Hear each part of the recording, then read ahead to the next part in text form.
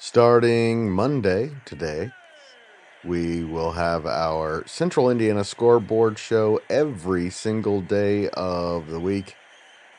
It's a little like ESPN Sports Center, but features mostly Pacers, Colts, Fever, IndyCar, IU, Purdue, and a lot more sports in Central Indiana and the best high school sports coverage around.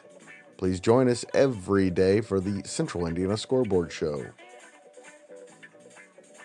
What you're listening to now is podcast number 276.3, our reaction to the Pacers 106-100 loss to the Knicks in Game 3 of the Eastern Conference Finals.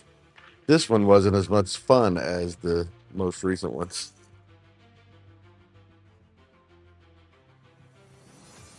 You're listening to the Central Indiana Sports Report with your host, Greg Mengels.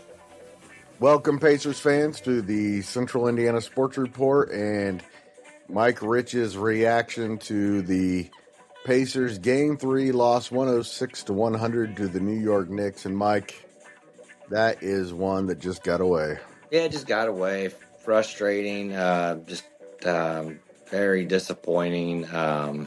They played a good first half and good, to give up almost a 20-point lead or whatever it was and let New York back in it. Just disappointing.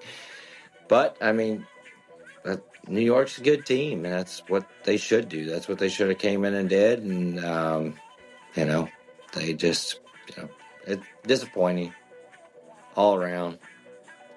Very disappointing, especially you're up 2-0 at home. You're up 20 points. Yeah.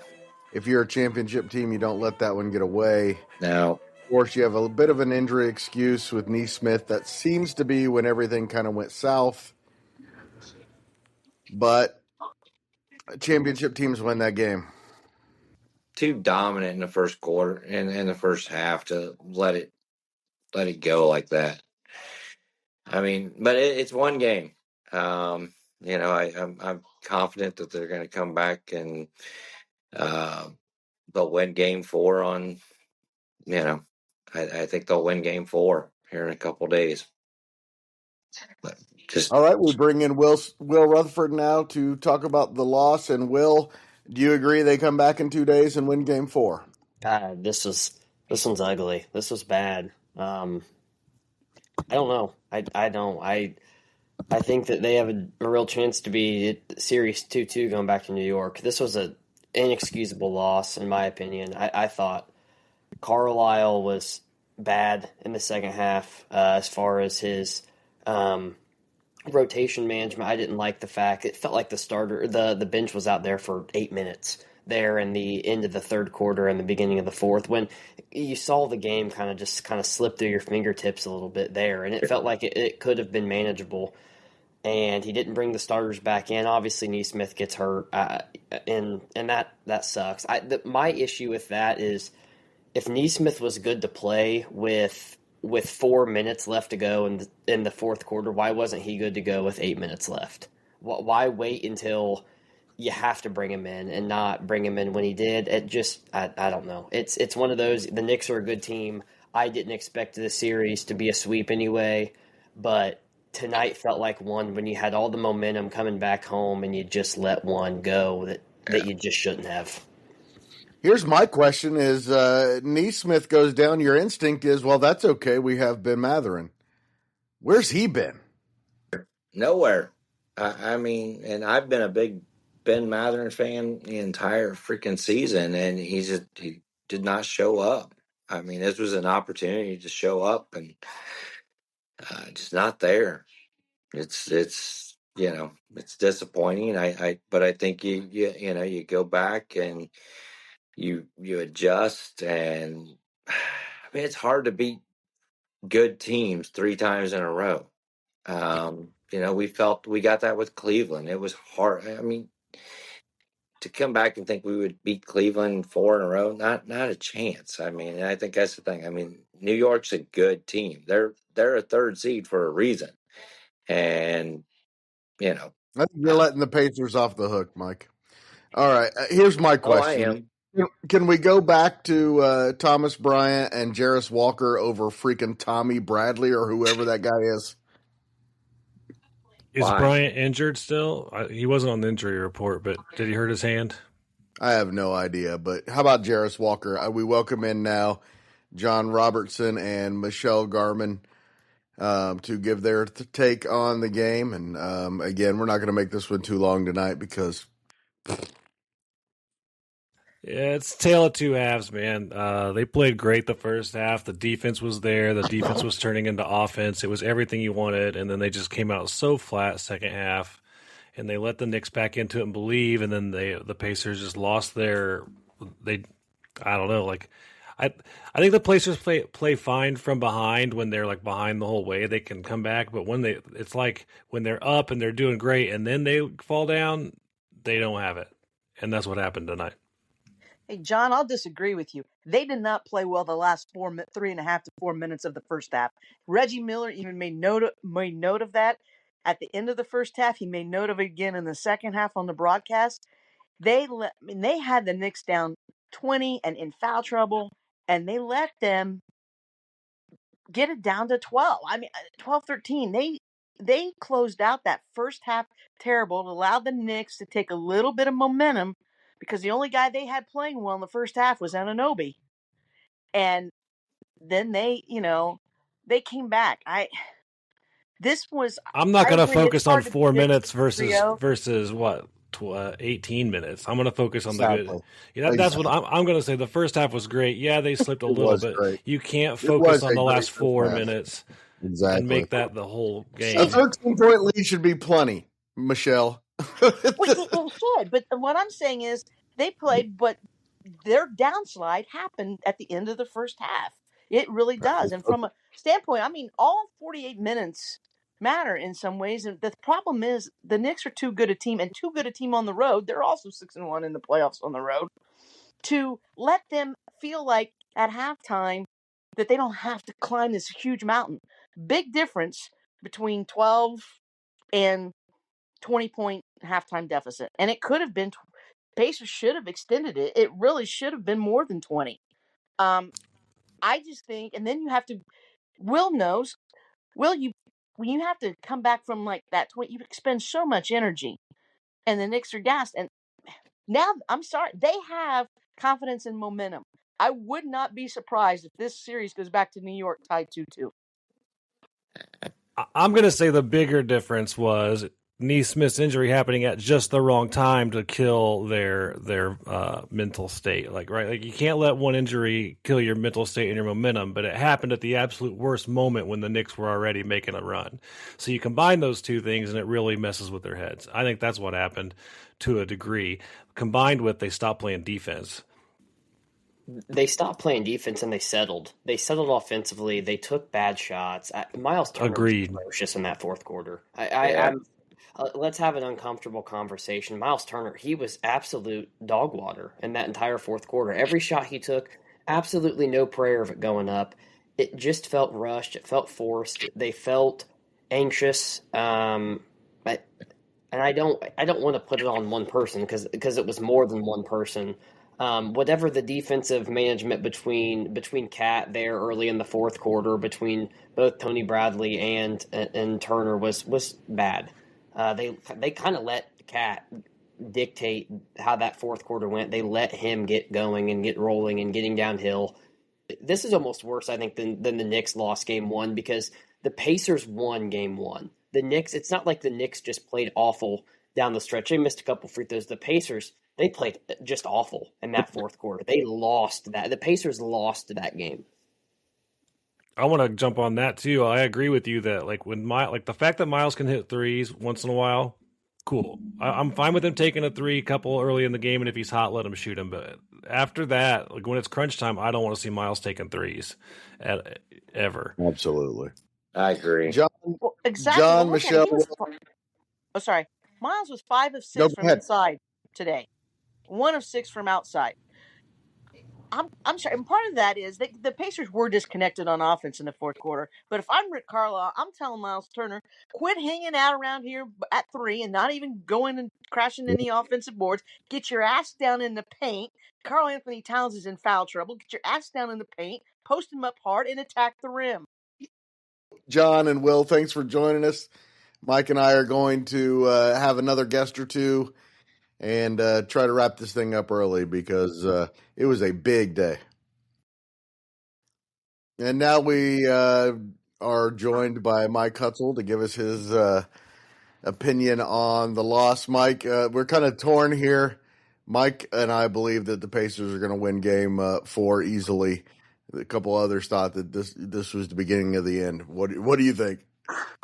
I mean, this franchise, man, they refuse to give us nice things. I don't know. 20-point lead in game 3, chance to go up 3-0. I don't know. I'm torn. Are we going to see the bounce back like the 41-point halftime Cavaliers Pacers, or the Knicks going to keep doing what they've done on the road in this? They did it to Boston, back to back in the first 2 games. I'm torn. I think I lean more towards the latter. I'm kind of worried because the things that we kind of were afraid of, the Knicks figured out. You don't have to play the same guys 43 minutes. They didn't get all-star performances by their bench tonight, but they got enough. And I think Thibodeau had to see that. So that's why Towns, I think, was able to just go off the way he was because A, he was in foul trouble, and B, he wasn't running on complete, fumes at the end of the game. So just a bad night all around. No urgency by the Pacers. 20-point lead. You let them just chip away. If you felt great at halftime of that game, then I don't know what to tell you. I really felt like they lost the game there, and they've put themselves in a corner, and we'll see if they can come out the way they did in Game 4 against Cleveland or not. Mike, the way they've been playing, I felt good even when the Knicks took the lead in the fourth quarter. I thought, Yep. they'll figure out a way. They just didn't seem. They just looked off. Like Halliburton was not himself. He didn't look for any shots. I felt like in the fourth quarter, he was passing off to Nesmith, who's playing on 1 foot, who's trying to hit a little runner to tie the game. That was maybe not the best shot in that situation. Going to Miles for a 3-pointer late in the game when nobody had been hitting threes, but especially not Miles tonight. Just did not look like the team that had played so well in clutch situations for this entire postseason, and they got rattled and they came out on the losing end. It was a bad game. They had an opportunity to go up 3-0, but I'm not panicking. I think that they're going to be all right. They're going to make some adjustments. They'll be ready on Tuesday. The difference is I mean, they didn't find somebody to step up. I mean, Nesmith gets injured. I mean, yeah, that hits us pretty hard.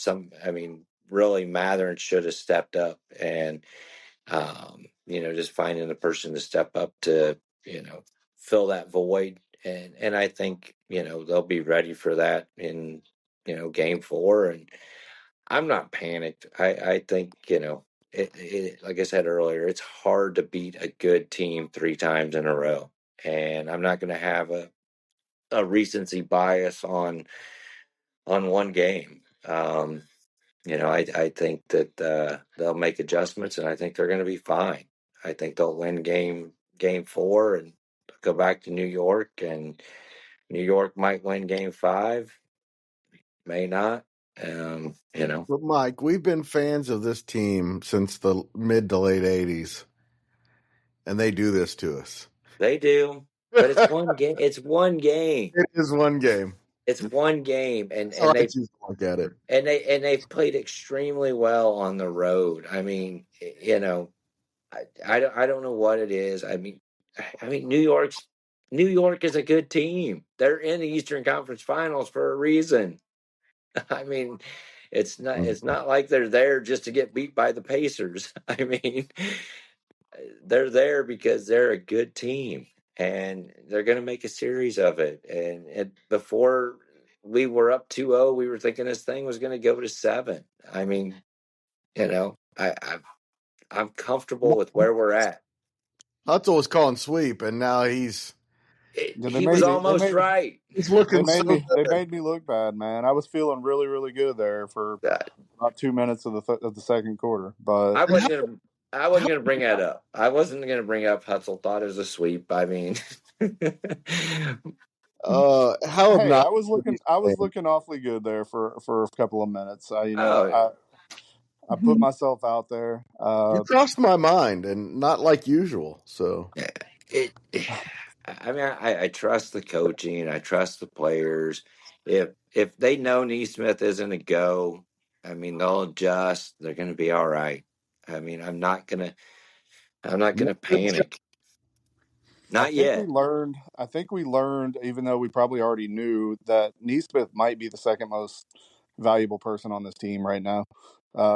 Him going out just I felt like was the That's beginning of the big. end, because they just Matherin. We're gonna have to have a really difficult conversation on yes, that we kid are. in the off season, because he just hasn't made that leap, and he's unplayable right now. So now you're going to Shepard, Yeah. who tries hard and hits some shots every now and then, but he can't be playing fourth quarter minutes in a playoff game in the Eastern Conference Finals right now. I mean, he's the guy that I want out there for 6 minutes in the second quarter. How long before you go to Jarris Walker? By the way, I thought they might throw it out there tonight. I thought there was a couple different things they could have tried other than Shepard. and Tommy Bradley. I would have liked to have maybe seen Obi with Miles and having Siakam play the 3. Yep.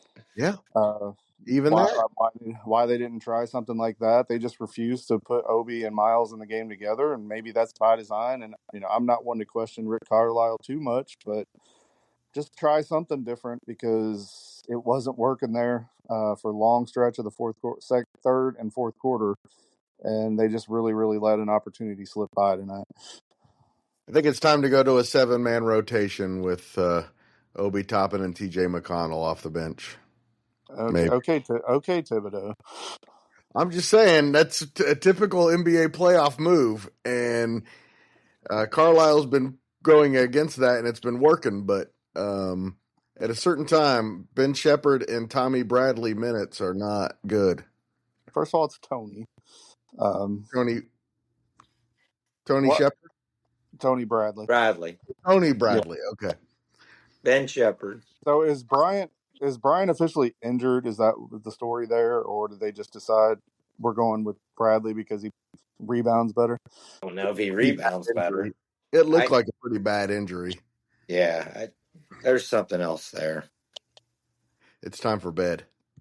This was a long day, especially for Mike Rich, who went to the Indianapolis 500 and spent the day walking around, and is one tired man. I'm exhausted. Hats off to you, man. Get some sleep. You are a true Hoosier after today, man. Yeah. I would have, a true Hoosier would have walked down and watched the Pacer game for $400. No. That's an economically savvy Hoosier. Yeah, there you go. I appreciate that. All right, guys. Hopefully, it's a better post game in a couple of days. I think there'll be enough media out there that New York's going to make it to the finals. It's just going to, it'll change the momentum. I mean, all the pressure is going to be pushed back to New York, and thinking that they came in and stole a game, and they're still in this series. They're not in this series. I mean, you don't think so? No. I think you're right, but I'm not 100% certain anymore. No, I don't think they're in there. One of the great residents of Madison Square Garden, Billy Joel. You may be right, you may be crazy, but it just may be a lunatic we're looking for. So. Good quote. Thanks so much to Mike Rich and Mike Hutsell Also to Michelle Garmon and John Robertson and Will Retherford for joining this Game 3 reaction, which wasn't nearly as much fun as the other ones, but still needed to be done. I'm glad you listened and stuck with us this long. We'll be here, rain or shine. Thanks for joining us. Please share this with your friends and family and everyone else.